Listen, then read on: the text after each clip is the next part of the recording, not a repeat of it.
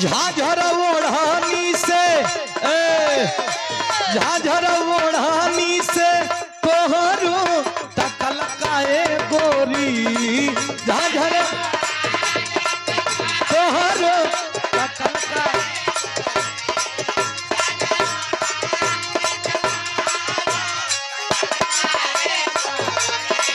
झाझर ओढ़ानी से तोहरो तकल काए गोरी तो जना हलका हंसल काए गोरी। हम प्रमोद भैया के देखी लाते एगो दिल में हमारा हलचल हो कहो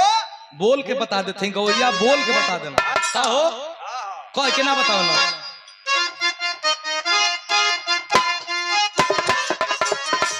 इतना भैया लोग हुआ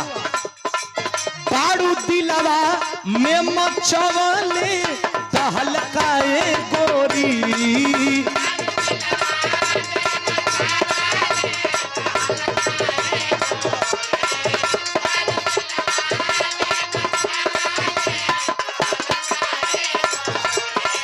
बाड़ू दिलवा में मचवले तहलकाए गोरी तो जनवा मारे हल्का हल्का हंसल काए गोरी अरे जनवा मारे हल्का हल्का हंसल काए गोरी। दाते ओठा वा दबाई के कटल काए गोरी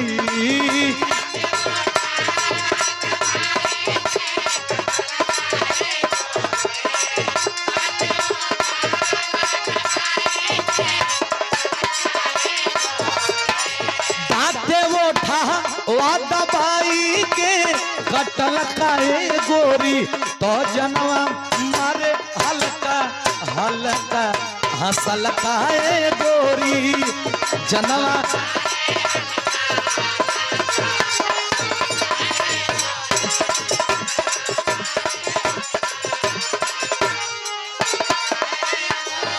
सबसे बढ़िया बात दुधिया गोराई सुघराई अलबोके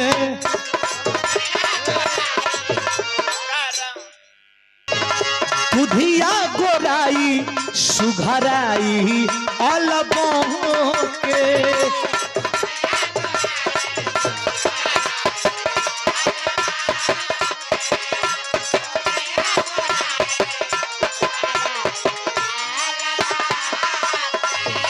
राम जी बनवले बारे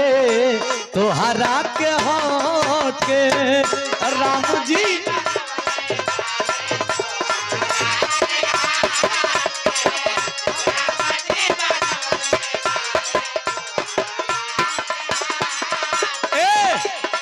झाझर ओढ़ानी से झाझर ओढ़ानी से तोहरो तकल काए गोरी झाझर तोहरो तकल का